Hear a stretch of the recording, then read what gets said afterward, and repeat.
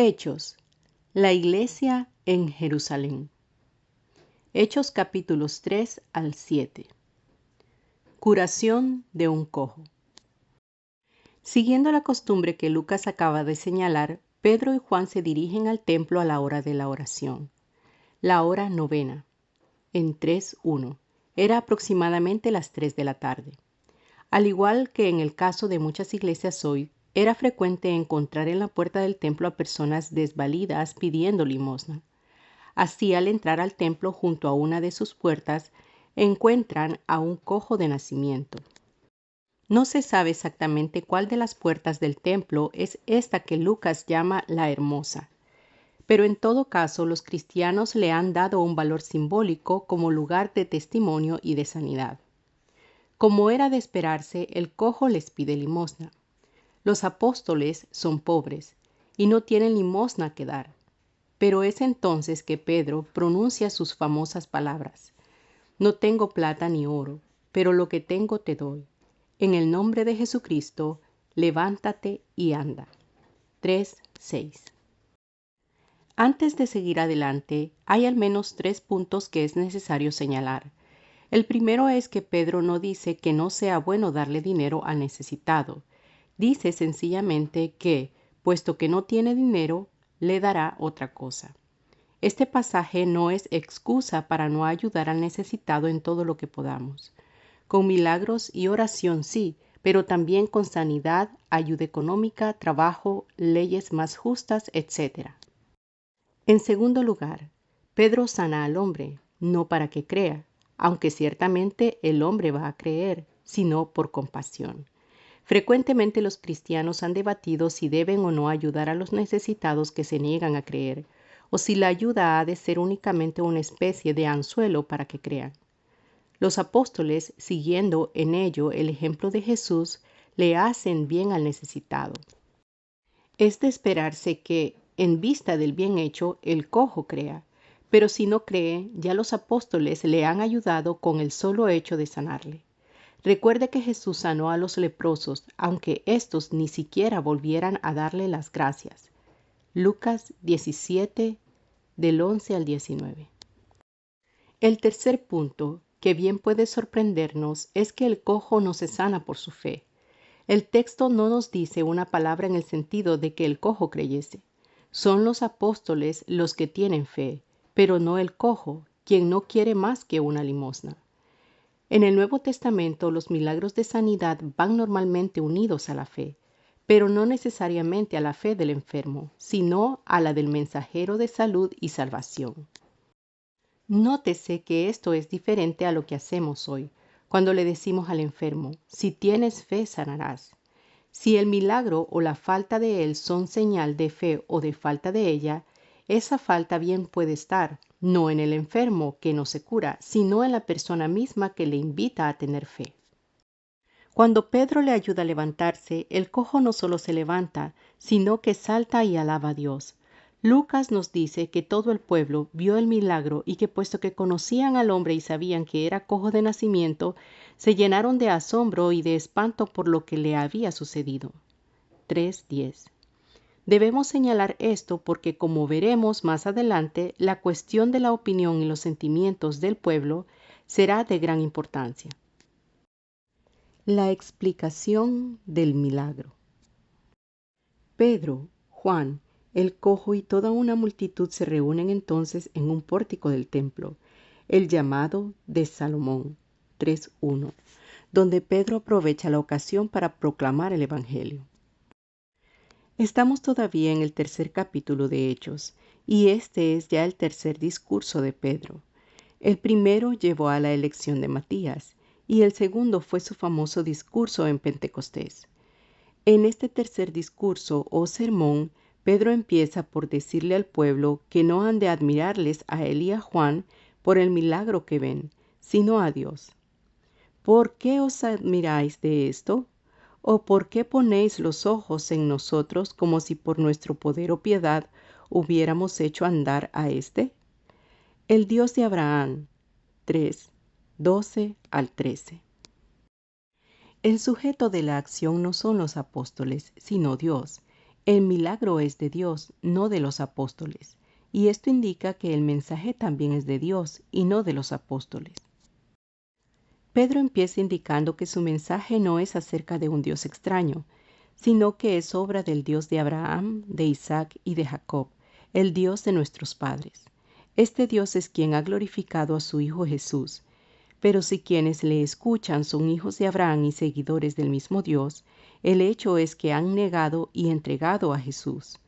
Pedro no dice, como después se ha afirmado repetidamente, que los judíos crucificaron a Jesús. Según él, lo que el pueblo hizo fue entregar a Jesús a los romanos, a Pilato, y que cuando Pilato quiso soltar a Jesús, ellos le rechazaron.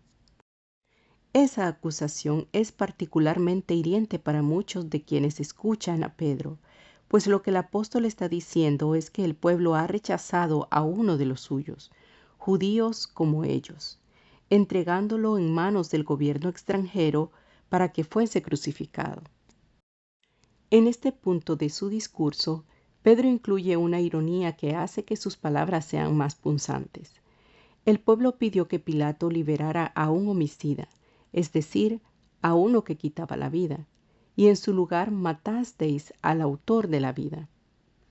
Quien era culpable de haber destruido la vida fue absuelto, y aquel de quien toda vida proviene entregó la suya.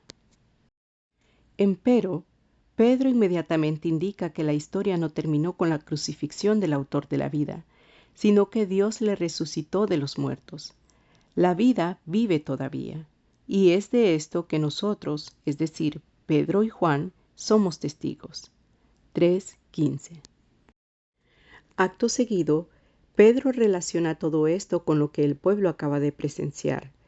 Es por la fe en su nombre, no la fe del enfermo, sino la de los apóstoles, que el cojo ha sido sanado como todos los presentes pueden atestiguar. Pedro declara que si el pueblo y sus gobernantes entregaron a Jesús, esto lo hicieron por ignorancia, y que en todo caso la muerte de Jesús es lo que Dios antes había anunciado por boca de todos los profetas. 3:18. Luego, lo que corresponde no son recriminaciones, sino una invitación al arrepentimiento y a la fe, de modo que los pecados de quienes escuchan pueden ser borrados. Todo esto es parte del plan de Dios que culminará en la venida de Jesucristo y la restauración de todas las cosas. 3:21. Para mostrar entonces que esto es plan de Dios y que guarda continuidad con la antigua fe de Israel, Pedro acude a una serie de referencias bíblicas. Primero a Moisés y luego a todos los profetas desde Samuel en adelante. En particular, se refiere a la promesa que Dios le hizo a Abraham. Génesis 12:3. En tu simiente serán benditas todas las familias de la tierra. 3:25. Todo esto lleva a una conclusión que bien podría parecer inesperada a quienes escuchan el discurso de Pedro. Tras recriminarles por haber entregado al autor de la vida, Pedro les dice que Dios envió a Jesús para que os bendijera a fin de que cada uno se convierta de su maldad. 3:26. Es decir, que el propósito de Dios es de bendecir a todos mediante la venida de Jesucristo, incluso a quienes le traicionaron y entregaron a los romanos. Todo esto es importante porque desgraciadamente a través de su historia la Iglesia repetidamente ha culpado a los judíos por la muerte de Jesús y les ha declarado pueblo despreciado y olvidado. En consecuencia, una de las grandes manchas en la historia del cristianismo son las frecuentes matanzas de judíos y la constante discriminación contra ellos. Pero Pedro, al tiempo que no olvida que quienes le escuchan se cuentan entre quienes poco antes negaron a Jesús y le entregaron a los romanos para ser crucificado, con todo y ello les invita al arrepentimiento y les dice que todo esto ha acontecido no para su condenación, sino para su bendición. Las consecuencias del milagro. El discurso de Pedro queda interrumpido y por tanto Lucas no nos dice qué resultados tuvo. Pedro y Juan están todavía hablándole al pueblo cuando se presentan las autoridades. Poco antes Pedro había dicho que tanto el pueblo como sus gobernantes entregaron a Jesús por ignorancia. 3:17. Pedro no está culpando a las autoridades por lo sucedido, pero ahora esas mismas autoridades se molestan, resentidos de que enseñaran en el templo y anunciaran en Jesús la resurrección de los muertos. 4:2. Estas autoridades que se presentan son los sacerdotes con el jefe de la guardia del templo y los saduceos. 4:1. Los sacerdotes tenían la función de oficiar en el culto en el templo. La guardia del templo estaba a cargo del orden en el recinto sagrado. Los saduceos eran uno de los principales partidos en que se dividía la población judía. Los saduceos pertenecían en su mayoría a la vieja aristocracia judía, que se mostraba más dispuesta que el resto del pueblo a colaborar con Roma y que además era más conservadora en materias de religión. Para ellos, el centro de la religión de Israel estaba en el templo y en su culto, y por ello normalmente eran aliados de los sacerdotes, o al menos de los de altos rangos entre los sacerdotes, porque había muchos que, aunque pertenecían a la casta sacerdotal, gozaban de pocos privilegios. El principal grupo dentro del judaísmo que se oponía a los saduceos era el de los fariseos. Estos representaban a las clases más bajas que no veían con tanto agrado la ocupación romana, aunque tampoco estaban dispuestos a rebelarse contra ella. Su fe no se centraba tanto en el culto del templo como en la ley. Tal fe resultaba más atractiva para quienes no podían acudir al templo y llevar sacrificios, ya fuese porque vivían lejos o ya porque eran demasiado pobres. Es por ello que en Galilea, donde tiene lugar buena parte del ministerio de Jesús, los fariseos eran mucho más numerosos que los saduceos, y es por ello también que frecuentemente se les acusaba de ser legalistas. Para ellos, lo más importante era asegurarse, por ejemplo, de guardar el sábado en su forma más estricta. En cuanto a puntos teológicos, los fariseos diferían de los saduceos por cuanto los fariseos esperaban la resurrección final de los muertos y los saduceos la negaban. Cuando Lucas escribe su libro, ya el templo no existe y por tanto los saduceos están en plena decadencia. En esta nueva situación, en la que ya nadie puede acudir al templo, los fariseos cobran poder y su religión basada en el cumplimiento de la ley, que puede hacerse en cualquier lugar aunque no haya templo, es la que le va a dar forma al judaísmo a partir de entonces. Teniendo esto en mente, se nos hace más fácil comprender las razones por las que las autoridades se oponen a la predicación de los apóstoles. Lucas dice que vinieron resentidos de que los apóstoles enseñaran al pueblo y anunciaran en Jesús la resurrección de los muertos. 4:2. Examinando estas palabras, vemos que las razones de su oposición a los apóstoles son principalmente dos, una de autoridad y otra de doctrina. Es por cuestión de autoridad que están resentidos. El templo es el lugar donde enseñan y ofician los principales sacerdotes. Es el lugar donde se reúne la gente distinguida. La función de enseñar en él no se le puede confiar a nadie que no sea parte de esa casta sacerdotal selecta. Y ahora estos galileos, que no son ni siquiera habitantes de Jerusalén, se atreven a enseñar en el templo. La razón doctrinal la encontramos explícitamente en Hechos. Las autoridades están resentidas de que los apóstoles proclamen en Jesús la resurrección de los muertos. 4:2. Estos galileos no solo se atreven a enseñar en el templo, sino que además afirman una resurrección que los saduceos niegan. Las autoridades prenden a Pedro y Juan y les dejan encarcelados. En esos tiempos la prisión se usaba raramente como medio de castigo. Los condenados pagaban multas, recibían azotes, eran enviados a trabajar en las minas o a remar en las galeras, y hasta se les ejecutaba, pero por lo general no se les condenaba a prisión. La prisión se usaba más bien como hoy se usan las fianzas, para asegurarse de que los acusados comparecerían al juicio. En este caso, se decide dejar a los apóstoles en la prisión porque era ya tarde. 4:3. Eso se comprende si recordamos que fue a las 3 de la tarde que todo este episodio comenzó, puesto que para juzgarles se ha de reunir el concilio, o Sanedrín, y este tiene que ser convocado. El juicio se deja para el día siguiente. A pesar de todo esto, son muchos los que creen a raíz del discurso de Pedro. Lucas dice que el número de los hombres era como 5,000. 4:4.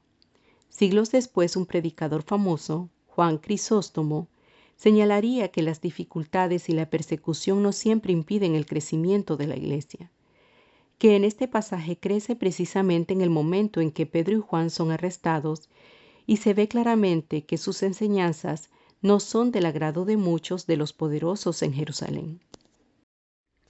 Los apóstoles ante el concilio.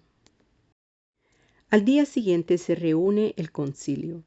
La lista de algunos de los participantes que Lucas nos da es impresionante.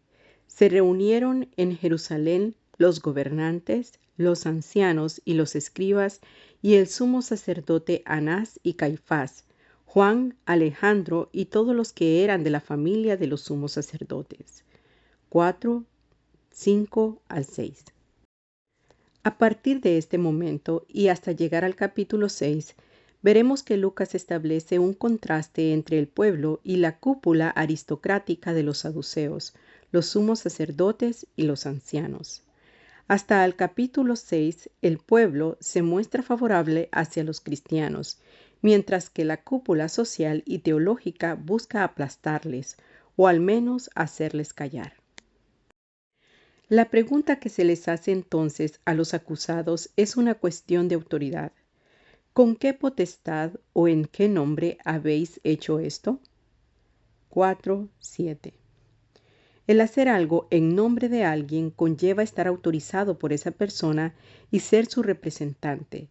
Así, por ejemplo, cuando un policía dice, abran en nombre de la ley, lo que quiere decir es que él representa la ley, que el sistema legal le ha autorizado para ordenar que se le abra. Luego, lo que estos jefes de Israel les preguntan a los apóstoles es quién les ha autorizado para hacer lo que han hecho. Además, en el lenguaje de la época, el nombre era mucho más de lo que es para nosotros hoy. Para nosotros hoy, el nombre es un sonido, una serie de letras por las que se nos conoce. Así, por ejemplo, cuando le doy mi nombre a alguien, lo único que estoy diciendo es cómo han de llamarme. En la Biblia, el nombre es mucho más que eso. El nombre es la persona misma. Bautizar en nombre de Dios no es sencillamente bautizar en representación de Dios, sino bautizar por el poder mismo de Dios. Al invocar el nombre de Dios, es Dios mismo quien está presente. Recuérdese que en el Antiguo Testamento y por siempre en la religión de Israel, el nombre de Dios es tan sagrado que no se pronuncia. Pronunciarlo sería como querer adueñarse de Dios. Pues bien, ahora los dirigentes del concilio les preguntan a Pedro y a Juan en qué nombre o con qué autoridad han sanado al cojo y han enseñado en el templo. A esto responde Pedro con el cuarto de sus discursos en Hechos. En este caso, su discurso es relativamente corto, pues abarca solo 4 versículos y medio, 4.8b al 12. Pero es un discurso importantísimo, porque señala la ruptura de la Iglesia con los jefes de Israel, y además proclama el señorío universal de Jesús. Lo que Pedro les dice a sus jueces en tan pocas palabras es mucho. Les señala en primer lugar cuán extraño es esto de que se les llame a cuenta por el beneficio hecho a un hombre enfermo. En otras palabras, que aparentemente no se les acusa de hacer mal, sino de hacer bien sin autoridad para ello, lo cual nos recuerda los muchos conflictos de Jesús con las gentes religiosas que se quejaban, por ejemplo, de que sanase en sábado. En segundo lugar, Pedro les echa en cara que fueron ellos los que crucificaron a Jesús, aunque en realidad la crucifixión era un castigo romano, y fueron los romanos quienes crucificaron a Jesús. Estos jefes y autoridades religiosas de Israel se hicieron cómplices de esa crucifixión al conspirar para arrestar a Jesús y para llevarle ante los romanos. En tercer lugar, y esto es lo más terrible, a quien ellos entregaron es el escogido de Dios, y Dios ha dado amplio testimonio de ello resucitándole de entre los muertos. Aquí Pedro hace una referencia al Salmo 118:22. La piedra que desecharon los edificadores ha venido a ser la cabeza del ángulo. Y llama a sus jueces, vosotros los edificadores. Aquí radica el gran pecado de estos jueces. Habían sido colocados como edificadores, como quienes debían velar por el bien del pueblo, pero en lugar de eso, llevados por sus intereses, sus temores y su colaboración con los romanos, rechazaron a quien es la piedra principal de la construcción que Dios dirige. El verdadero edificador, quien en fin de cuentas hace los planos y coloca las piedras, es Dios. Pero estos edificadores quisieron ser más sabios que Dios, y en su soberbia rechazaron al elegido de Dios. Pedro llega entonces a la conclusión de su discurso, en respuesta a la pregunta que se le ha hecho. Los jueces le han preguntado en qué nombre han sanado al enfermo. 4:7. Ahora Pedro les dice claramente que lo han hecho en el nombre de Jesús y en ningún otro hay salvación, porque no hay otro nombre bajo el cielo dado a los hombres en que podamos ser salvos. 4:12. Estas palabras se citan frecuentemente y con razón al invitar a las personas a creer en Jesús, señalando que solo en su nombre hay salvación. Pero no olvidemos que en este pasaje lo que se está discutiendo no es la salvación eterna, sino la salud del cojo. Aunque en español tenemos dos palabras, salud y salvación. En griego estas dos son una sola palabra. La salvación del cojo no consiste en ir al cielo o en poseer la vida eterna, aunque su completa salvación sí lo incluye. Su salvación en este caso concreto consiste en levantarse, andar y saltar como cualquier otra persona sana. Luego lo que Pedro está diciendo es mucho más de lo que comúnmente entendemos, que no hay otro camino hacia la vida eterna que el nombre de Jesús. Lo que Pedro está diciendo es que no solo la vida eterna, la salvación en el sentido en que hoy usamos esa palabra, sino toda salud y todo bien proviene de este Jesús, piedra del ángulo a quien los edificadores rechazaron. Una vez más, para entender esto hay que recordar que el nombre es mucho más que el sonido Jesús. El nombre de Jesús es Jesús mismo. Lo que Pedro está diciendo es que toda salvación, toda salud, todo bien, todo ser proviene de Jesús. En este contexto conviene recordar las palabras de Juan 1, en el sentido de que todo cuanto existe fue hecho por el Verbo que se encarnó en Jesús, y que ese mismo Verbo es la luz que ilumina a toda persona que viene al mundo. Si en Mongolia un médico cura a un enfermo, aunque ese médico nunca haya escuchado la palabra Jesús, es Jesús quien está actuando allí, dándole el conocimiento necesario y sanando al enfermo. Una vez más, no hay otro nombre bajo el cielo dado a los hombres en que podamos ser salvos o sanos. El concilio no sabe qué hacer. Por una parte, se maravillan de cómo estos dos apóstoles, personajes sin estudios ni letras, pueden hablar con tanta claridad. Además, tienen frente a ellos al cojo que ha sido sanado y cuya sanidad no pueden negar. El concilio hace salir a los acusados y tras deliberar sobre el asunto decide tomar una acción intermedia entre condenarles y absolverles, amenazándolos para que no hablen de aquí en adelante a hombre alguno en este nombre. 4:17. Tal es frecuentemente la reacción de los poderosos que se encuentran en posiciones insostenibles. En lugar de confesar su error o de enmendar sus acciones, tratan de manipular la opinión pública de modo que lo que es notorio parezca falso. En tiempos recientes esto se llama control de la prensa. Al igual que los gobernantes de Israel, los gobernantes de hoy y muchas veces los jefes de la Iglesia se preocupan más por su autoridad que por la verdad o por el bien del pueblo. Por ello, como aquel concilio, en lugar de procurar que la verdad se conozca, buscan el modo de darle un giro que les sea más conveniente. Pero los apóstoles no se dejan intimidar y responden: juzgad si es justo delante de Dios obedecer a vosotros antes que a Dios, porque no podemos dejar de decir lo que hemos visto y oído. 4, 19 al 20. Ante tal firmeza, el concilio solo puede amenazarles una vez más y dejarles ir. La respuesta de la comunidad. Pedro y Juan regresan entonces al seno de la iglesia y cuentan lo sucedido. Dadas las circunstancias, el poder del concilio y el modo en que les habían amenazado, era de esperarse que los creyentes le pidieran a Dios paz y protección. Pero lo que hacen es todo lo contrario. Lo que ha causado la confrontación con el concilio en primer lugar fue el milagro de la curación del cojo, y lo que ahora los cristianos piden no es que no haya más problemas, sino todo lo contrario. Piden más milagros como el que llevó a los apóstoles ante el concilio. Dicen: y ahora, Señor, mira sus amenazas y concede a tus siervos que con toda valentía hablen tu palabra, mientras extiendes tu mano para que se hagan sanidades, señales y prodigios mediante el nombre de tu santo Hijo Jesús. 4, 29, 30.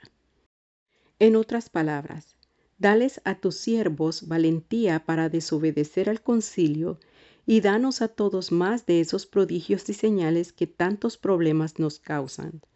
Estos cristianos se preocupan mucho más por su testimonio que por su propio bienestar y tranquilidad.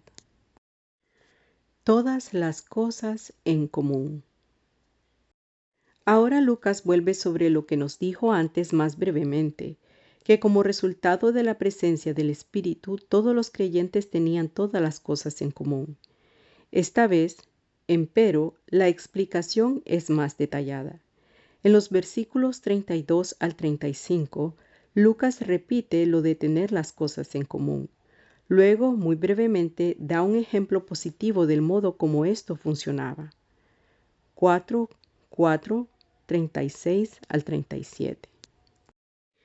De allí pasará en el próximo capítulo a ofrecernos un ejemplo de cómo no funcionaba, el caso de Ananías y Zafira. 5, 1 al 11. Y por último, tras una especie de paréntesis para continuar la historia de Pedro y Juan y sus confrontaciones con el concilio, 45, 12, 42, a un caso en el que fue necesario hacer ajustes en el gobierno de la Iglesia para mantener la justicia en el compartimiento de bienes. 6, 1 al 7. En esta segunda explicación de la comunión, del tener las cosas en común, Lucas nos da más detalles. En primer lugar, deja claro que el fundamento de todo esto no es una ley que haya de obedecer, al estilo de un régimen político que proclame la comunidad de bienes. No, sino que la base de todo esto es que la multitud de los que habían creído era de un corazón y un alma. 4:32. Si comparten todas las cosas, esto es porque ya comparten el corazón y el alma. El compartir no empieza con las cosas, sino con los sentimientos. Es porque ya comparten sus sentimientos porque son de un corazón y de un alma, que estos cristianos pueden compartir sus bienes como lo hacen. En segundo lugar, es importante notar que los verbos están en lo que en gramática se llama pretérito imperfecto y no en pretérito indefinido. Los verbos son vendían, traían, ponían, se repartían, y no vendieron, trajeron, pusieron, repartieron. Lo que esto indica es que, a diferencia de lo que muchas veces pensamos, lo que sucedió no fue que todos fueron y vendieron todo lo que tenían, sino que se estableció la práctica repetida una y otra vez de vender propiedades para responder a las necesidades de los más pobres. No era cuestión ideológica, como lo ha sido después para muchas comunidades y comunas, sino que era cuestión de responder a las necesidades que iban apareciendo. 4:35. Todo esto se comprueba al examinar los 3 ejemplos que Lucas da. Como hemos dicho, un positivo, el de Bernabé, otro trágicamente negativo, el de Ananías y Zafira, y otro, por así decir, intermedio, el de la distribución para las viudas. El ejemplo de Bernabé. Como ejemplo de lo que acaba de decir, Lucas menciona el caso de Bernabé. Este era un judío oriundo de Chipre cuyo nombre era José, pero a quien los apóstoles pusieron por sobrenombre Bernabé, que según Lucas quiere decir hijo de consolación. Este Bernabé será personaje importante en los comienzos de la vida cristiana de Pablo y luego en el primer viaje misionero que ambos emprendieron juntos. Por una serie de motivos que veremos más adelante, al llegar la hora del segundo viaje misionero, Bernabé y Pablo se apartaron. Por ello, puesto que centra su atención en la obra misionera de Pablo, Lucas no nos dice más acerca de Bernabé, de modo que tristemente no sabemos más acerca de él ni de su contribución a la expansión de la fe cristiana. En todo caso, lo que Lucas nos dice de Bernabé en este capítulo 4 de Hechos es bien breve. Bernabé vendió una heredad que tenía y trajo el producto de la venta y lo puso a los pies de los apóstoles. 4:37. No es necesario decir más porque el caso no tiene discusión y aparentemente no es sino un ejemplo de varios que Lucas pudo habernos dado, del modo en que se compartían los bienes. Ananías y Zafira. Viene entonces el caso contrario. Ahora la práctica de compartir los bienes se corrompe con consecuencias desastrosas. Ananías y Zafira son un matrimonio que también tienen una propiedad y la vende, pero en lugar de decir la verdad, conspiran entre sí para decirles a los apóstoles que lo que están trayendo es todo el producto de la venta. Ananías va entonces y les entrega a los apóstoles lo que dice ser todo el dinero recibido, y Pedro le recrimina. Es importante notar que Pedro no le recrimina por haber traído solo parte del dinero. Al contrario, le dice que no tenía obligación alguna de vender su propiedad y que, una vez vendida, tampoco tenía obligación de ofrendar todo lo recibido. El pecado no está en dar o no dar, sino en la mentira. La mentira, mucho más que el dar o no dar, es un atentado contra la vida misma de la Iglesia, el ser de un corazón y un alma. 4:32. No puede darse en una iglesia donde predomina la mentira. En resumen, Pedro le dice a Ananías que no les ha mentido a meros seres humanos, sino a Dios mismo, y a consecuencia de ello, Ananías cae muerto. Mientras los jóvenes de la iglesia le están dando sepultura a Ananías, llega su mujer Zafira, quien nada sabe de lo acontecido. Zafira insiste en las mentiras de Ananías, con el resultado de que ella también cae muerta. Dados tales acontecimientos, no ha de sorprendernos lo que Lucas dice a continuación. Y sobrevino gran temor sobre toda la iglesia y sobre todos los que oyeron estas cosas. 5:11. Continúan las señales y prodigios. Continuando su narración, Lucas deja ahora por un momento la cuestión del uso de los bienes y regresa al tema de las señales que se manifiestan a través de los apóstoles y de cómo continúa el conflicto entre los apóstoles y el concilio. Aparentemente, en respuesta a las oraciones de los fieles, Dios sigue concediendo milagros por la mano de los apóstoles. 5:12. Los creyentes se reúnen ahora en el pórtico de Salomón, es decir, el mismo lugar donde Pedro y Juan estaban predicando cuando fueron arrestados por primera vez. Luego, En lugar de obedecer el mandato del concilio que pretendía amordazarles, los apóstoles siguen enseñando y para colmo lo hacen en el mismo sitio en que antes fueron arrestados. Al mismo tiempo, los prodigios que tienen lugar son tantos que las gentes vienen desde otras ciudades para ser sanadas. En una palabra, los apóstoles sencillamente se desentienden del mandato y de las enseñanzas del concilio. Nueva confrontación con el concilio. Las autoridades no pueden tolerar tal desobediencia. Lucas nos dice que tenían celos de los apóstoles, quienes tenían el favor del pueblo y a quienes el pueblo parecía respetar más que a quienes se consideraban sus líderes religiosos. Luego, quienes ahora se oponen a los apóstoles son los mismos de antes, el sumo sacerdote y la secta de los saduceos.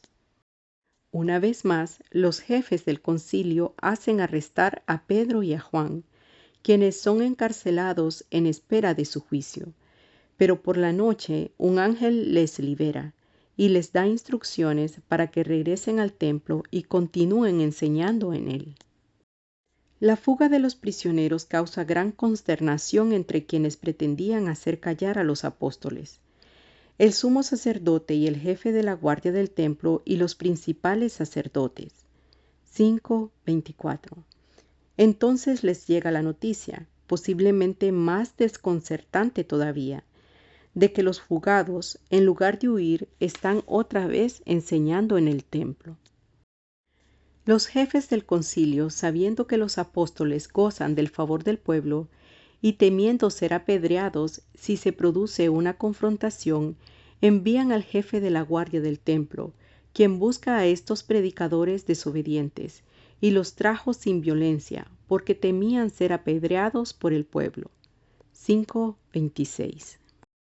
Sigue entonces una segunda confrontación entre los apóstoles y el concilio. En cierto modo, esta segunda confrontación no es sino la continuación y consecuencia de la primera. En aquella ocasión anterior, el concilio les ordenó a Pedro y a Juan, bajo pena de azotes, que no continuasen proclamando el nombre de Jesús ni haciendo prodigios en su nombre. Ya en aquella primera instancia, los apóstoles les respondieron que no podían obedecer tal orden, que era contraria al mandato que habían recibido de Dios. Luego, puesto que ni una parte ni la otra están dispuestas a ceder, el choque es inevitable. Los primeros versículos de esta segunda confrontación dicen poco de nuevo. El concilio les recuerda a los apóstoles de la advertencia que les había hecho, y ellos contestaron que tienen que obedecer a Dios antes que a los humanos. Por tanto, no pueden obedecer las ordenanzas del concilio. Los miembros del concilio se enfurecen, hasta se habla de matar a los apóstoles, pero entonces interviene uno de los miembros del concilio, persona respetada por todos, y pide que los acusados salgan de la reunión para poder discutir el caso. Cuando los acusados están afuera, Gamaliel les advierte a los miembros del concilio que han de tener cuidado, no sea que en su celo religioso se estén oponiendo a Dios. Para calmarles, les habla de otros movimientos que tuvieron lugar poco antes. Uno de ellos fue el de Teudas y otro el de Judas el Galileo. Estos dos personajes, el segundo de ellos en tiempos del nacimiento de Jesús, llegaron a tener numerosos seguidores y a causarles gran preocupación a los jefes de la nación. Pero a la postre ambos movimientos se deshicieron. Por tanto, Gamaliel les aconseja ahora a los miembros del concilio que no tienen que preocuparse tanto, pues si este movimiento al que ahora se enfrentan no es de Dios, desaparecerá por sí solo. Pero si por el contrario es de Dios, lo mejor es que el concilio no se oponga. Lucas dice que los miembros del concilio estuvieron de acuerdo con él. Pero con todo y eso hacen azotar a los apóstoles para cumplir con la amenaza que les habían hecho antes. Una vez más les mandan callar y no enseñar más en el nombre de Jesús, y les dejan ir.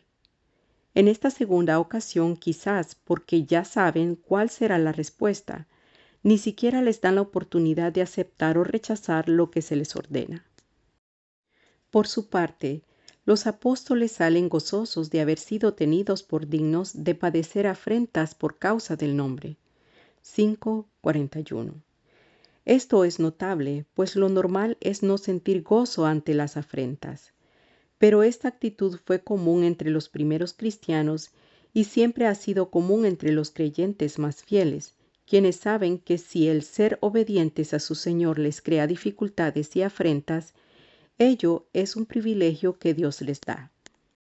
Por último, el capítulo 5 termina indicando bien claramente que los apóstoles no se doblegaron ante los mandatos y amenazas del concilio. Lucas nos lo dice claramente: y todos los días en el templo y por las casas incesantemente enseñaban y predicaban a Jesucristo. 5:42. La cuestión de la distribución a las viudas. Una vez más, Lucas vuelve sobre el tema del uso de los bienes para beneficio de los necesitados. En este caso se trata de la distribución a las viudas. Para entender todo este pasaje, hay que recordar que en aquella sociedad lo más común era que las mujeres no tuviesen propiedades ni otros recursos en su propio nombre. En tal caso, las propiedades le pertenecían al marido o, si éste moría, a los hijos. Puesto que los hijos no siempre se ocupaban o tenían los recursos para ocuparse de las viudas, la Biblia repetidamente menciona a las viudas como uno de los grupos hacia los cuales el pueblo de Dios debe mostrar especial compasión. Los otros grupos o categorías son, además de las viudas, los huérfanos, los pobres y los extranjeros. En la Palestina del siglo I, la situación empeoraba porque muchos judíos de la diáspora, es decir, judíos que vivían lejos de Palestina, regresaban a Tierra Santa para ser enterrados en ella. En consecuencia, había un gran número de personas mayores en Jerusalén, lo cual resultaba en un gran número de viudas. Aparte de la fe cristiana, las sinagogas judías se ocupaban de las viudas, distribuyendo comida y otros recursos entre ellas. Luego, era normal que la iglesia cristiana, en la cual había tal espíritu de solidaridad y de compartir, hubiese también distribución de recursos entre las viudas. Posiblemente esto se haría tanto más necesario por cuanto si una viuda se unía a la iglesia y sus hijos se molestaban, la viuda podía quedar completamente desamparada. Pero lo que una iglesia pequeña puede hacer se complica según esa iglesia va creciendo. Lucas lo dice claramente: como crecía el número de los discípulos, hubo murmuración. 6:1. Además, para complicar las cosas, había ciertas divisiones y recelos dentro de la sociedad judía, y ahora esas divisiones se introducen en la iglesia. En este caso particular, se trata de las diferencias entre dos grupos a quienes Lucas llama los griegos y los hebreos. En realidad ambos grupos son judíos. La diferencia está en que mientras los llamados hebreos se han criado en Palestina y su idioma es el de la región, los llamados griegos se han criado fuera de Tierra Santa, en territorio donde la lengua más común es el griego, y por tanto, aunque sean judíos, se los conoce como griegos. Las tensiones entre estos dos grupos son serias. Como sucede siempre que dos o más comunidades de diferentes lenguas y tradiciones culturales comparten el mismo espacio, cosa que no hay que recordarles a los latinos en los Estados Unidos, quienes experimentan esto repetidamente, tanto en la sociedad en general como en la iglesia, en Judea, quienes tienen las posiciones más importantes y respetadas son judíos hebreos, mientras que los judíos griegos, en el mejor de los casos, se les tolera y frecuentemente se les ve con suspicacia y hasta con ira. Lo que es más, hay quien justifica esto con bases bíblicas, como en tiempos más recientes se pretende justificar la discriminación racial y cultural con bases bíblicas. pues el Antiguo Testamento dice repetidamente que cuando el pueblo no es fiel, Dios le castiga entregándolo en manos de pueblos extranjeros. Ahora que Judea es parte del Imperio Romano, lo más normal es pensar que esto se debe a que el pueblo no ha sido fiel. En tal caso, se busca a quién culpar por esa infidelidad, y resulta fácil convencerse de que quienes son menos fieles son precisamente estos judíos que no hablan el idioma del resto de Israel, y cuyas tradiciones y prácticas son también diferentes. Luego, en la sociedad de Judea, los judíos griegos eran considerados judíos de segunda clase. En la iglesia, desde el mismo día de Pentecostés, había creyentes de entre los judíos. De hecho, la mayoría de los grupos que se mencionan en Pentecostés, los de las regiones de Ponto, Capadocia, Asia, etc., son considerados griegos. Pero ahora, con el crecimiento de la iglesia, la distribución diaria que se hace para las viudas se vuelve más difícil, y es más fácil caer en la injusticia. Ahora comienza a haber murmuración, es decir, quejas, entre los griegos de que sus viudas no son tan bien atendidas como lo son las viudas de los hebreos. Esto se comprende, pues quienes manejan los recursos recibidos para ayudar a los necesitados son los apóstoles. Aunque los apóstoles no son de Judea sino de Galilea y por tanto los judíos de Judea les desprecian, con todo y eso son hebreos, pues se han criado en Tierra Santa y su lengua, aunque con un acento diferente, es la misma de los judíos de Jerusalén. Como hebreos que son, se les hace más fácil entender y responder a las necesidades de las viudas hebreas, a quienes entienden mejor. En consecuencia, la murmuración es contra los apóstoles y su administración. Lo que los apóstoles deciden es crear una nueva estructura que se ocupe de la distribución a los necesitados. Es interesante notar que los apóstoles no confiesan su error, quizá como sucede tan frecuentemente en los grupos dominantes, ni siquiera se percatan de que están cayendo en la injusticia.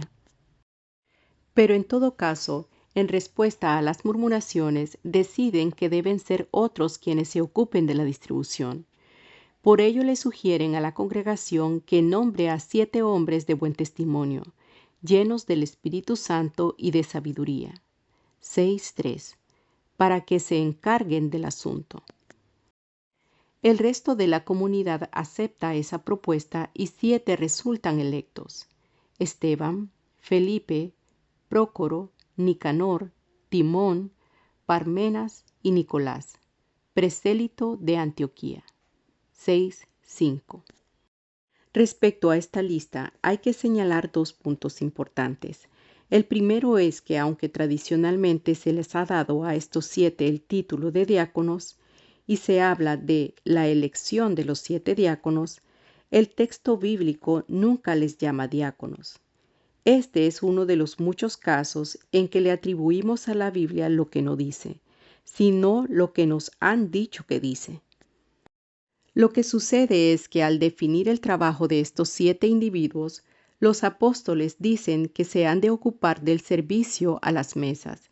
Puesto que en griego servicio es diaconía, alguien empezó a llamar a estas personas diáconos. Pero lo cierto es que los apóstoles hablan de 2 diaconías, el servicio o diaconía de las mesas, del que estos 7 se ocuparan, y el servicio o diaconía de la palabra, que seguirá siendo responsabilidad de los apóstoles. El segundo punto que merece especial atención es que todos los nombres de los 7 que resultan electos son griegos.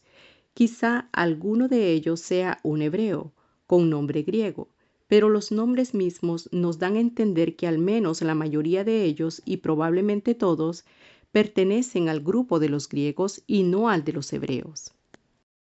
Lo que es más, el séptimo, Nicolás, ni siquiera es judío de nacimiento, sino que es un prosélito de Antioquía, es decir, un gentil que en Antioquía se convirtió al judaísmo. Estamos en una iglesia en la que es de suponerse que los hebreos son todavía la mayoría. Al menos todos sus jefes, los apóstoles, son hebreos. En esa iglesia hay quejas de que los griegos no son bien atendidos, y lo que la iglesia hace es poner todos sus recursos en manos de un grupo de griegos, para que sean ellos quienes los manejen y hagan justicia. Esto dista mucho de lo que se hace hoy en la mayoría de las iglesias en que surgen problemas parecidos.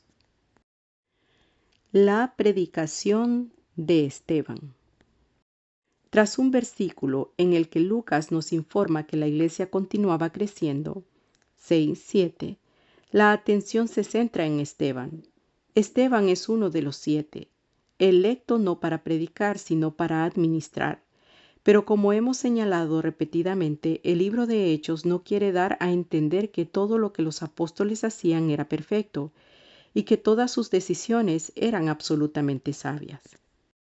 En este caso, lo primero que se nos dice acerca de Esteban, quien se suponía que no predicase, es que comenzó a predicar. En el próximo capítulo veremos a este Esteban predicando el sermón más largo de todo el libro de Hechos y sellando su predicación con su martirio. Y el capítulo después de ese, el 8, será otro de los 7, Felipe, quien ocupara el centro del escenario con su predicación y su testimonio. Como antes sucedió con la predicación de los apóstoles, ahora también hay quienes se molestan por las enseñanzas de Esteban. Pero en este caso, quienes se molestan no son los jefes religiosos, los saduceos, sumos sacerdotes y otra gente prestigiosa, sino otros judíos griegos.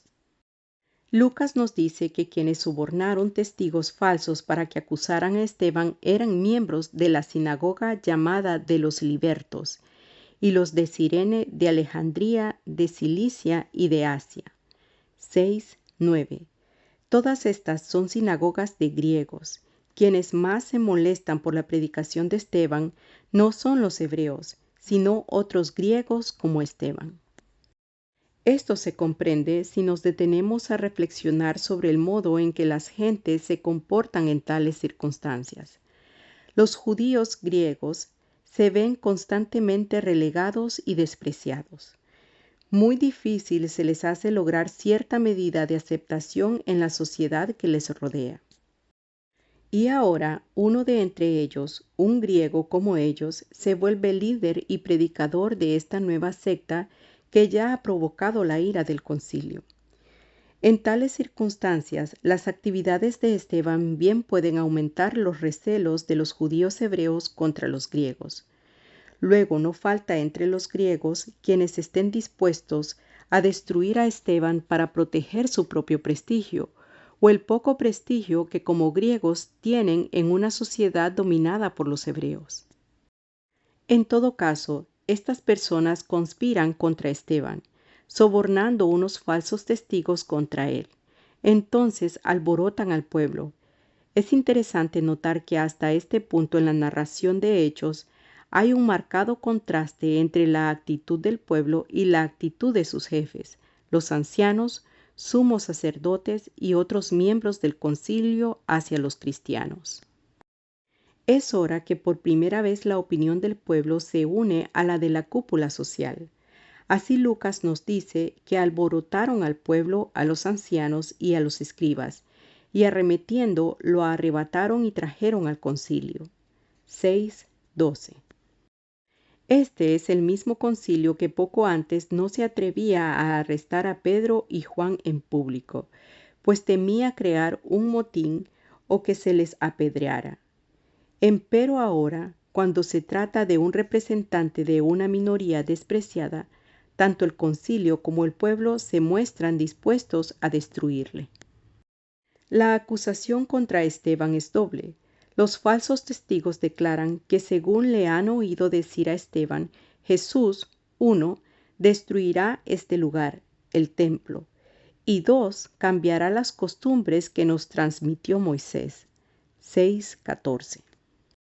La acusación está hábilmente hecha, pues la primera despertaría la ira del partido de los saduceos, para quienes el templo y los sacrificios que en él tenían lugar eran el centro de la vida religiosa, y la segunda disgustaría a los fariseos, para quienes las leyes dadas por Moisés eran el centro de la vida. Lucas nos dice que el rostro de Esteban resplandecía como el de un ángel. Esto puede ser una referencia a Moisés, cuyo rostro también resplandecía al bajar de Sinaí. Éxodo 34, 29 al 30. Como se le pregunta si las acusaciones contra él tienen base en la realidad, Esteban responde con un sermón que, como ya hemos dicho, es el más largo de todo el libro de Hechos, 7, 2 al 53. Y en realidad pudo haber sido más largo, pues al final quienes le escuchan no le permiten terminar, sino que enfurecidos le arrebatan y le apedrean. El discurso de Esteban es una recapitulación de la historia de Israel, pero es una recapitulación con un propósito: mostrar que Jesús es la culminación de esa historia y que quienes ahora se oponen a la predicación cristiana siguen al patrón de quienes antes se opusieron a la obra de Dios y a los líderes escogidos por Dios. El discurso parece girar en torno a unos pocos personajes y acontecimientos que son cruciales para la historia de Israel: Abraham, José, Moisés y la construcción del templo, todo dirigido hacia la persona de Jesús. Además, a través de todo el discurso aparecen repetidamente los temas de la peregrinación, la circuncisión y la oposición a la voluntad de Dios por parte de algunos de entre el pueblo de Israel. La sección acerca de Abraham, 7, 2 al 8, gira en torno a los temas de la peregrinación y la circuncisión. Esteban repite la historia del llamamiento de Abraham, cuando todavía estaba en Mesopotamia, a abandonar la tierra de sus padres y lanzarse a una larga peregrinación que le llevó primero a Harán y luego a la tierra prometida. Pero aún allí Abraham siguió siendo peregrino, pues Dios no le dio todavía posesión de la tierra.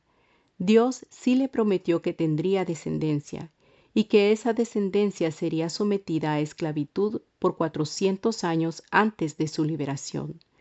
Todo esto lo selló Dios con el pacto de la circuncisión, que tanto Abraham como sus descendientes Isaac, Jacobo y los 12 patriarcas siguieron. Esteban pasa entonces a la historia de José, 7, 9 al 16, quien fue vendido como esclavo por sus hermanos, quienes tenían celos de él. Aquí aparece el tema de la infidelidad por parte de algunos de los descendientes de Abraham, quienes, aunque son los herederos del pacto, no se comportan como tales. Esta historia culmina también en una nueva peregrinación, pues ahora Jacob y sus hijos, invitados por José, van a vivir a Egipto. Luego viene la historia de Moisés, 7, 17 al 46.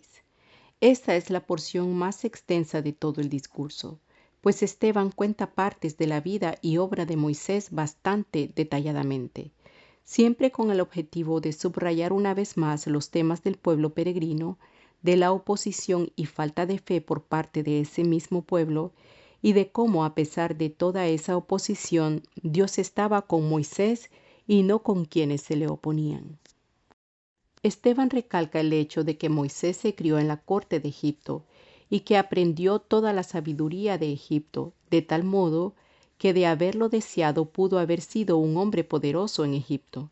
Pero al llegar a los 40 años de edad comenzó a interesarse por su pueblo. En su discurso, Esteban subraya el modo en que los propios hijos de Israel obligaron a Moisés a huir cuando lo que él había hecho era defender a uno de los suyos. La razón para esto es que Esteban quiere recalcar el tema de cómo los líderes a quienes Dios ha escogido para su pueblo son repetidamente rechazados por el pueblo mismo. Por ello, el punto culminante de esta parte del discurso llega cuando Esteban dice: a este Moisés, a quien habían rechazado, a este envió Dios como gobernante y libertador. 7:35. La historia de Moisés continúa entonces en el desierto, cuando nuestros padres no quisieron obedecer, sino que lo desecharon. 7:29. Allí hicieron el becerro de oro, cayendo en la idolatría. Empero a la postre siguieron a Moisés, adorando en el tabernáculo que Moisés había hecho construir y que marchó con ellos a través del desierto y en la tierra prometida. Esteban llega ahora a la historia de Salomón y el templo. El modo en que cuenta la historia parece dar a entender que la construcción misma del templo fue un acto de desobediencia, pues tras hablar del tabernáculo en el desierto y exaltar su importancia, dice: Pero fue Salomón quien le edificó casa, si bien el Altísimo no habita en templos hechos de mano. 7:47. A esto añade una cita de Isaías 66, 1 al 2, en la que Dios señala que el ser humano no puede construir casa digna de su habitación. Al llegar Esteban a este punto, es de suponerse que ya quienes le escuchaban estaban molestos y hasta irados. A Esteban se le acusaba de hablar blasfemias en contra del templo, y ahora, aunque lo hiciera contando la historia de Israel y citando a unos de sus profetas, está claramente criticando la religión que se centra en el templo. Si recordamos que buena parte de los presentes eran saduceos, para quienes el templo era de tanta importancia, empezaremos a comprender la ira del concilio. Pero Esteban no se queda ahí. Ahora ataca de frente a quienes le escuchan: duros de cerviz, incircuncisos de corazón y de oídos. Vosotros resistís siempre al Espíritu Santo, como vuestros padres, así también vosotros. ¿A cuál de los profetas no persiguieron vuestros padres? A lo que sigue el punto culminante.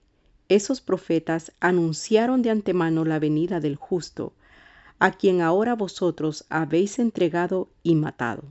7:51 al 52. La muerte de Esteban. El resultado de todo esto es la muerte de Esteban, el primer mártir cristiano. La ira del concilio resulta evidente, al punto que les crujen los dientes. Esteban, empero, sigue su camino, declarando lo que para él sería palabra de esperanza y de seguridad, pero para quienes le escuchaban sería el colmo de la blasfemia. Veo los cielos abiertos y al Hijo del Hombre, es decir, a Jesús, que está sentado a la diestra de Dios. 7:56. Es por esta razón que quienes le escuchan se tapan los oídos. En ese contexto, taparse los oídos no era como hoy el gesto de un muchacho malcriado, sino que era más bien una indicación de que lo que se estaba diciendo era blasfemia y que por lo tanto no se debía escuchar. Llevan entonces a Esteban fuera de la ciudad, donde le apedrean. Esteban muere de manera ejemplar, dando testimonio de Cristo, no solo con sus palabras, sino también con su actitud.